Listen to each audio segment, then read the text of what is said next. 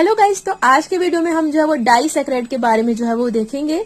तो डाइसैकेराइड के काफी सारे एग्जांपल को भी हम जो है वो अच्छे से समझेंगे, जैसे कि सुक्रोज, माल्टोज। यहाँ पे हम जो है वो इनके जो है वो स्ट्रक्चर के बारे में भी अच्छे से समझेंगे।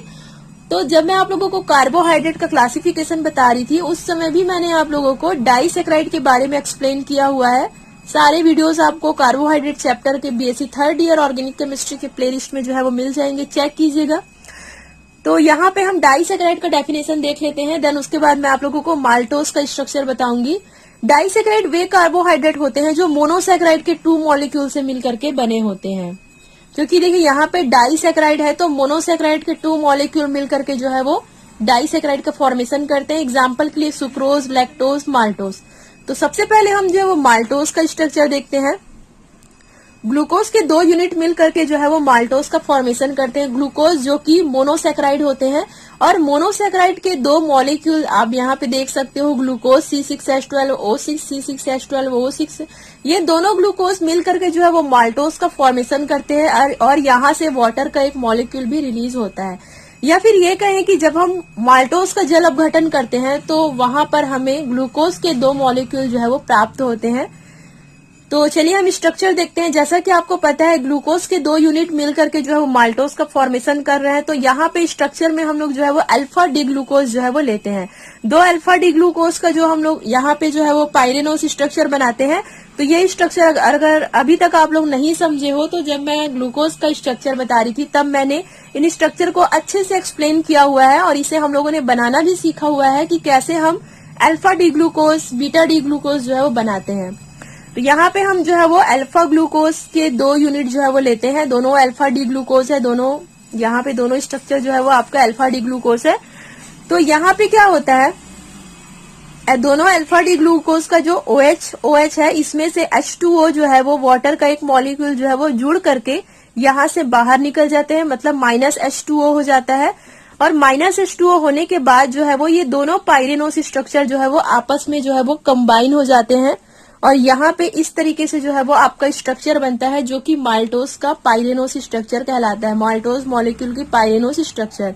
यहाँ पे कुछ नहीं होगा, जो दोनों तरफ OH था वहां से वाटर का एक मॉलिक्यूल जो है वो रिलीज हुआ है, और यहाँ पर जो है वो ऑक्सीजन के थ्रू ये जो है वो बॉन्ड जो है वो एक दूसरे से जो है वो जुड़ गए हैं, और इस प्रकार से जो है वो माल्टोज का पाइरेनोस स्ट्रक्चर जो है वो बनता है। अगर आप लोग अभी तक पाइरेनोस स्ट्रक्चर के बारे में नहीं समझे हो तो आप ग्लूकोज का स्ट्रक्चर वाला टॉपिक देख लीजिए, बहुत ही ईजी है गाइज ये डायग्राम समझना। तो क्लियर हो गई। सबसे पहला हम लोग माल्टोज देखे।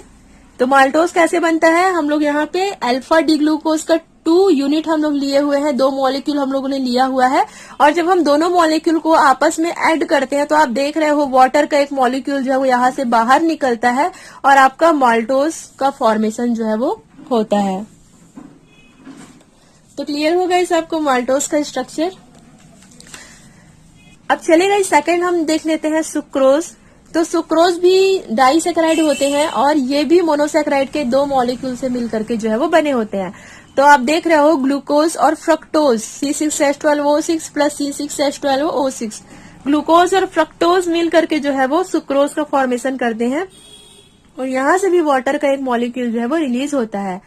तो चलिए सबसे पहले हम ले लेते हैं ग्लूकोज। तो यहाँ पर हम जो है वो अल्फा ग्लूकोज का पाइरेनोस स्ट्रक्चर जो है वो फॉर्म करते हैं, सेम जो हम लोगों ने लास्ट टाइम माल्टोज के लिए पढ़ा हुआ था। ये जो हम लोगों ने alpha D glucose maltose structure के लिए बनाया हुआ था, आपको भी सुक्रोज के लिए भी क्या करना है, आपको अल्फा डी ग्लूकोज का फॉर्मेशन यहाँ पे, मतलब स्ट्रक्चर यहाँ पे बनाना है। और इस तरफ हम लोग जो है वो बीटा फ्रक्टोज जो है वो लेते हैं। तो बीटा फ्रक्टोज का ये फ्यूरेनोसाइड स्ट्रक्चर है, क्योंकि यहाँ पे देखिए 1 2 3 4 5 यूनिट है। तो यहाँ पे हम लोग जो है वो फ्रक्टोज का जो है वो बीटा फ्रक्टोज हम लोगों ने लिया हुआ है, और ये बीटा फ्रक्टोज का फ्यूरेनोसाइड स्ट्रक्चर है। तो अब क्या होगा, ये जब दोनों आपस में कंबाइन होते हैं तो यहाँ से फिर OH, ये दोनों जो है वो आपस में मिलकर के H2O का एक मॉलिक्यूल बनाते हैं, और यहाँ से वाटर का एक मॉलिक्यूल जो है वो निकल जाता है, और इस प्रकार से जो है वो आपका फॉर्म हो जाता है अल्फा ग्लूकोज पाइरेनोसिल बीटा फ्रक्टोज फ्यूरेनोसाइड। क्योंकि ये जो है वो 2 स्ट्रक्चर से मिलकर के बना हुआ है। आपका ये सुक्रोज है, अल्फा ग्लूकोज पाइरेनोसिल, और बीटा फ्रक्टोज फ्यूरेनोसाइड। तो यहाँ पे वाटर का एक मॉलिक्यूल जो है वो जब निकलते हैं तो ये ऑक्सीजन जो है वो इस तरीके से बॉन्ड बना करके दोनों स्ट्रक्चर जो है आपस में कंबाइन हो जाते हैं गाइस, और यही आपका क्या कहलाता है, सुक्रोज कहलाता है। तो आई थिंक इतना काफी है डाइसेक्राइड एग्जाम्पल के लिए। डाइसेक्राइड के 2 एग्जाम्पल जो है वो काफी है। आई थिंक आप इससे रिलेटेड जो भी एग्जाम्पल है जैसे कि लैक्टोज और भी एग्जाम्पल होंगे आपके बुक में, वो सब चीज को की भी तैयारी जो है वो आप आराम से कर सकते हो। तो क्लियर होगा इस आज का टॉपिक डाइसेक्राइड। तो आई होप यू गाइस आज का वीडियो भी आप लोगों को के लिए हेल्पफुल रहा होगा। कोई भी डाउट होगा नीचे आप मुझे कमेंट कर सकते हो, मैं रिप्लाई जरूर दूंगी। And thank you so much guys for watching this video.